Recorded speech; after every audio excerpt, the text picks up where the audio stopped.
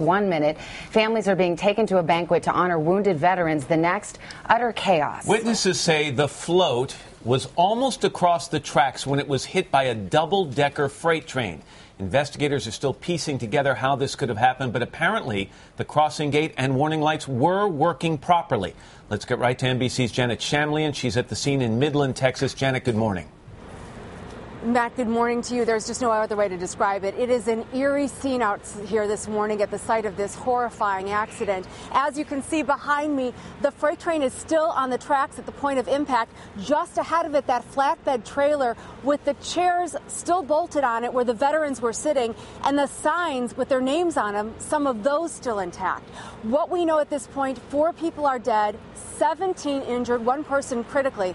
What we don't know, and the question everyone's asking this morning, how could this have possibly happened?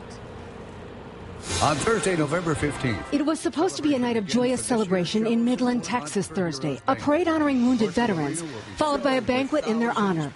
But in an instant, it all turned into a horrible, deadly nightmare. We need the ambulances on the south side of the railroad tracks as many as we can. A flatbed trailer carrying 12 of the veterans and their spouses was crossing railroad tracks when a double-decker Union Pacific freight train slammed into it. This may be one of the most tragic events we've had in our town. Michael Rodriguez, himself an Iraq war vet, heard the crash and ran to help. And there was lots of people out walking around. We're trying to see maybe if there's any help or anything that we could do to help any of them. Midland County Sheriff Gary Painter told reporters the trailer was almost across the tracks when it was hit.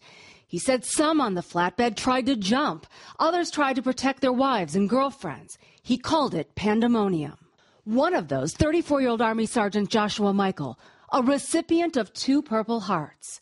His mother-in-law says Michael pushed his wife Dalen off the trailer just before the train hit. Dalen survived. Joshua Michael was killed. Union Pacific spokesman Tom Lang in a statement said the railroad crossing has lights and a crossing gate. He said the railroad's preliminary investigation indicates that the lights and gates were operating at the time of the crash. Video taken after the accident shows the lights still flashing and the crossing gate down. The parade and banquet were sponsored by a group called Show of Support.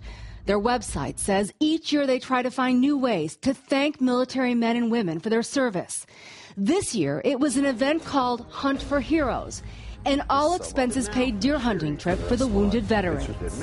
On the group's Facebook page, an outpouring of sympathy. Well, it's really sad because their families have already seen them go off to war and seen stuff that obviously some of them, they were all wounded, so they've already had to go through something horrific.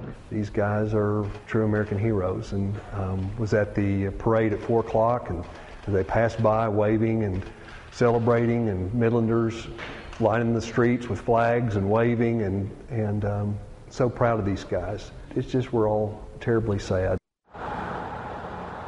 Secretary of Defense Leon Panetta has issued a statement saying he's deeply saddened by this tragic accident and that his thoughts are with the victims, the families, and this community, which I have to tell you is in a state of shock still at this time. The NTSB does have a team on the way. They will be on scene later this morning for a complete investigation. Savannah, back to you. Janet Shamlian, thank you.